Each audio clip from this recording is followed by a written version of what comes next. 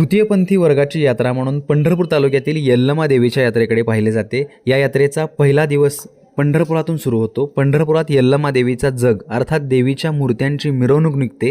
परंपरेप्रमाणे वैभव जोशी यांच्या घरामध्ये तृतीयपंथी आणि माहेरपणाचा मानपान होऊन यल्लमा देवीचे सर्व जग कासेगावकडे मार्गस्थ होतात। कासेगाव येथील यल्लमा देवीच्या यात्रेचा आज मुख्य दिवस साजरा होणार आहे। त्यासाठी महाराष्ट्रासह कर्नाटक व आंध्र प्रदेशातून तृतीयपंथी व देवदासी येत असतात। हे सारे देवदासी व तृतीयपंथी आजपासून पंढरपुरात दाखल व्हायला सुरुवात झाली आहे।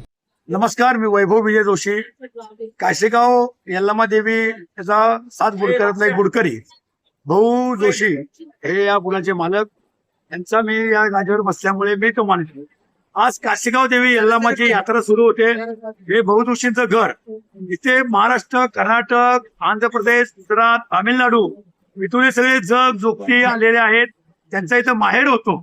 त्यांना इथे माहेर, चहा, पाणी, ओटी, नारळ दिले जातं। इथून यात्रा सुरू होते। इथून मानाचे सगळे जग कासेगावला चालत जातात। आज 12 नंतर गेल्यानंतर वड्यातून आत, वेसेतून आत गेल्यानंतर देव टेकले जातात। यात्रेला प्रारंभ होतो उद्या चिखलवाड्यावर।